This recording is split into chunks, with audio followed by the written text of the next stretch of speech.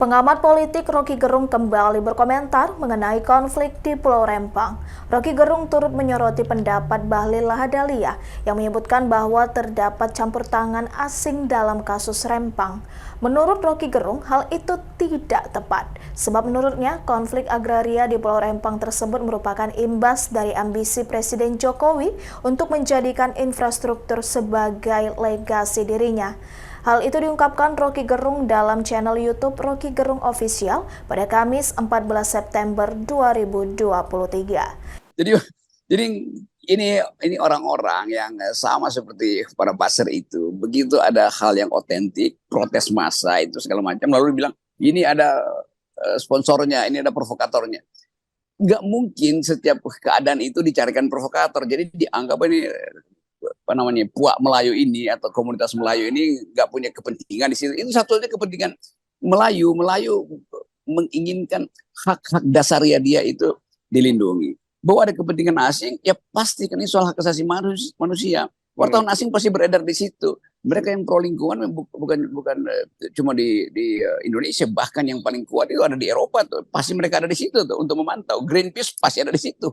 Jadi ini bukan soal kepentingan asing yang memanfaatkan, tapi kepentingan asing punya kepentingan dengan problem hak asasi manusia, hak atas lingkungan di Indonesia. Jadi jangan saudara Bahlil ini betul menjadi bahlul dalam upaya memahami problem yang ada di situ tuh. Kita mau lihat keterangan pemerintah, kenapa ada penggusuran, kenapa ada amok massa di situ? Oh, karena kepentingan asing. Kepentingan apa yang bermain di situ? Terangkan. Ada intelijen asing berupaya memprovokasi di isunya, ya tangkap dong kalau Anda tahu kan. Jadi kalau dia udah tahu, ya tangkap aja. Tetapi ini sekali lagi ini pengalian isu. Seolah-olah nanti akan saya udah bisa bayangin headline-nya nanti, hati-hati masyarakat Melayu, ada kepentingan asing di situ. Maka diadu domba lah antara Melayu dan yang asing misalnya. Ini konyolnya begitu, dan itu terus-terus yang dilakukan oleh pihak pemerintah di dalam setiap upaya atau dalam setiap problem agraris. Di semua tempat pasti begitu. Ini LSM disponsori oleh asing. Ini LSM punya kaitan dengan bantuan luar negeri, maka memprovokasi masyarakat wadas segala macam. Itu kita udah tahu pola itu. Pak Jokowi sendiri kemudian akhirnya menyatakan bahwa masa begini aja urusannya mesti presiden gitu ketika ditanya oleh wartawan. Ini kan menunjukkan memang wah ini mulai nggak jalan nih kabinet ini. Kalau urusan begini presiden mulai mengeluh gitu. Kok nggak bisa beresin sih masalah ini? Agak aneh bahwa presiden harus berkeluh kesah. Dia tahu dari awal bahwa dia menginginkan dari periode pertama investasi itu jangan dihalangi.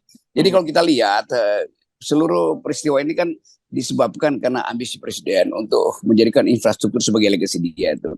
Dan kemudian dipatenkan melalui Omnibus Law, dan ini sebetulnya ekses pertama dari Omnibus Law, yaitu percepatan investasi, pilih tenaga kerja asing, dan itu membekas dalam benak publik bahwa ada upaya untuk menghalangi atau meminggirkan penduduk asli itu. Di IKN begitu yang terjadi, di Rempang juga begitu, di Morowali juga begitu. Ikuti terus berita menarik lainnya, jangan lupa like dan share seluruh akun Tribun Medan.